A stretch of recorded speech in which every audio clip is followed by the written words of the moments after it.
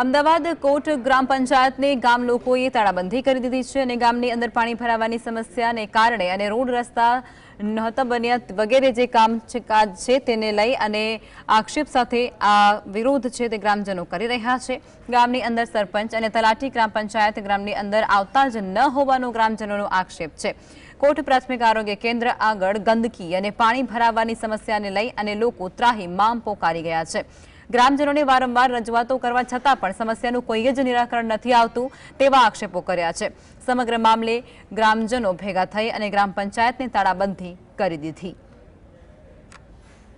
ધોળકાની કોટ ગ્રામ પંચાયતમાં ગ્રામજનોએ આજે તાળાબંધી કરી છે।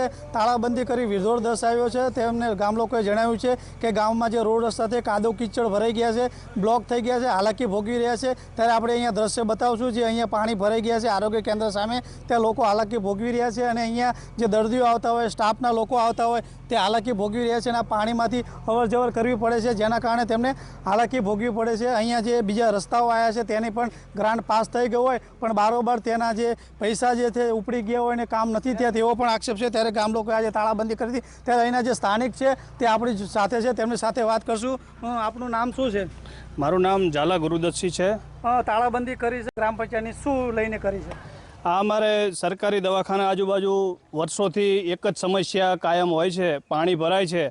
અત્યારે મેઇન રસ્તો જે સરકારી દવાખાનાનો છે હાઈવેને જોડતો કે જે એમ્બ્યુલન્સ માટે સ્પેશિયલ રોડ છે તે રોડ લગભગ છેલ્લા 3-4 વર્ષથી ગટરનું પાણી ઉપર આવી ગયું છે એટલે બંધ થઈ ગયું છે। ઘણી બધી રજૂઆત કરી, તલાટીને કરી, છેક ટીડીઓ સુધી પણ રજૂઆત કરી છે આની, પણ તેમ છતાં કોઈ પગલાં લેવાતા નથી।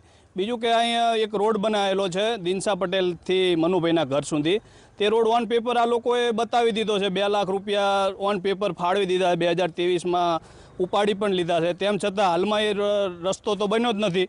તો આની ગ્રાન્ટ ક્યાં ગઈ અને કોણ ખાઈ ગયું એની પણ અમે રજૂઆત કરવા આજે પંચાયત ગયા હતા, પણ પંચાયતમાં બધા અધિકારીઓ કે શાળા પ્રવેશોત્સવમાં ગયા છે એટલે બધા બીજી છે એટલે કોઈ હાજર નહોતું, એટલે અમે આજ પંચાયતને તાળાબંધી કરીને ગામ લોકોએ વિરોધ દર્શાવ્યો છે।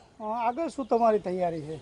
આગળ અમે હજુ તાલુકા લેવલે, જિલ્લા લેવલે પણ આના પ્રોગ્રામ આપશું, કેમ કે અમારે તો કાયમ દર વર્ષે ચોમાસું આવે એટલે ગામમાં ફરતું પાણી ભરાઈ જાય છે અને તલાટી, સરપંચ કે કોઈ હાજર રહેતા નથી।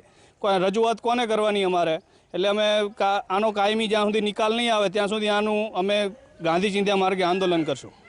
અહીંના જે સ્થાનિક હતા તેમને જણાવ્યું છે કે ગામમાં બધે પાણી ભરાઈ ગયા છે, રોડ રસ્તા બ્લોક થઈ ગયા છે, જેને લઈ સમસ્યા છે। ગામમાં એક રોડ જે છે બન્યો છે તેની ગ્રાન્ટ બારોબાર પાસ થઈ ગઈ છે, ઓન પેપર તેનું કામ થઈ ગયું છે, પરંતુ હકીકતમાં ત્યાં રોડ રસ્તા બન્યા નથી। તેથી ગ્રામજનોએ આજે ગ્રામ પંચાયતને જે છે તાળાબંધી કરી વિરોધ કરાયો હતો। જો આ સમસ્યાનું નિરાકરણ નહીં આવે તો ગામ લોકોએ જણાવ્યું હતું કે ગાંધીજીના માર્ગે આગળ આંદોલન કરશું। કાળુ ચાવડા, GSTV, કોટ, ધોળકા।